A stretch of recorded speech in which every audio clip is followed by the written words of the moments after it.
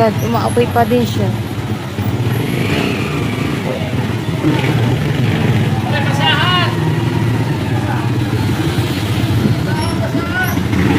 Oh my God, lumaki ulit. Ina, lalong lumalaki.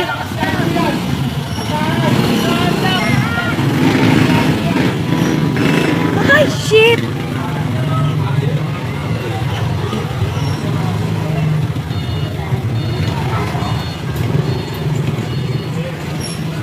Oh my God! Shit, yung motor ni Kuya.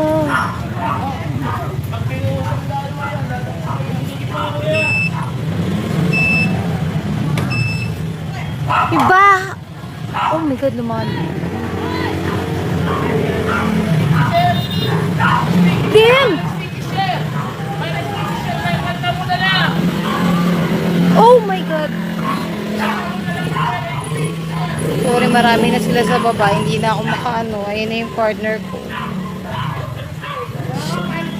Ang laki na!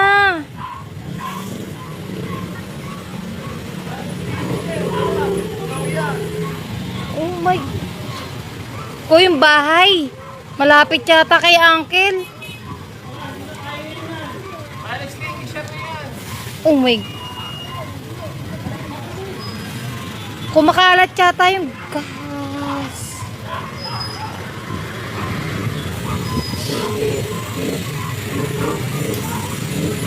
Oh my God, dito kami sa may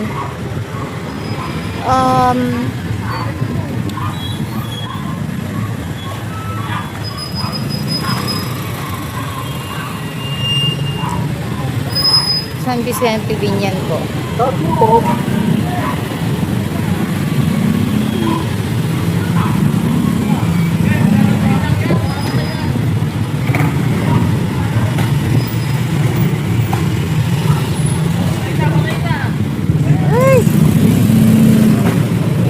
Pa si Kuya. Kuya, oh, kudos to Kuya. Ayan, oh. Si Kuya napadaan lang to. Si Kuya yung naka-jacket, eh. Ay.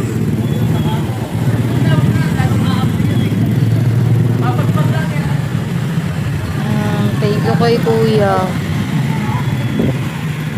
Wala na. Sunog na yung motor niya. Wala mo pa kumaga. Patay na agad niya.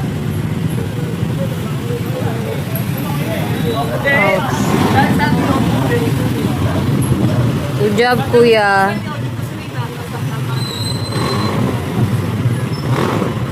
Ayan, ang galing ni Kuya. Kudos kay Kuya, oh. Pero, oh my God, yung motor ni Kuya, may kulay. So, wala akong nagawa, kundi tawagin lang yung partner ko para tulungan si Kuya. Ano magagawin ko?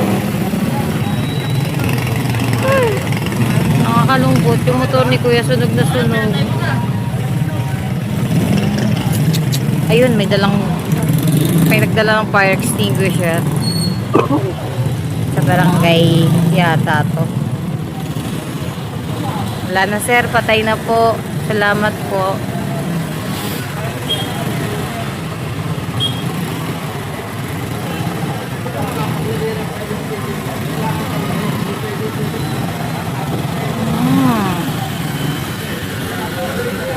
Wala, sunog na sunog yung ano ni Kuya.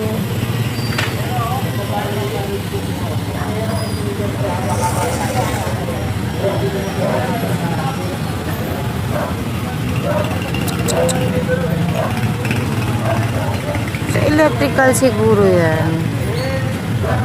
Kasi bago yung mugs yan.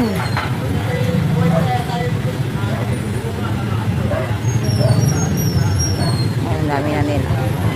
Nag-ingay sila. Ayan.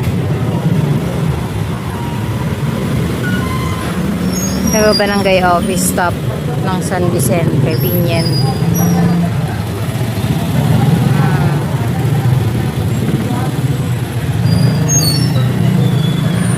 Nice.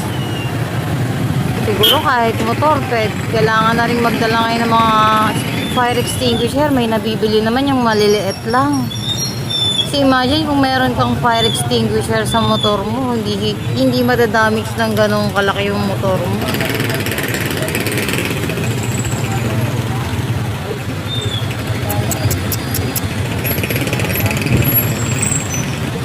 Thank you kay kuya yung naka-jacket kasi sobrang laki na niya kanina. Tapos nandito pa siya sa harap ng bahay, nakakatabi ng kinananay.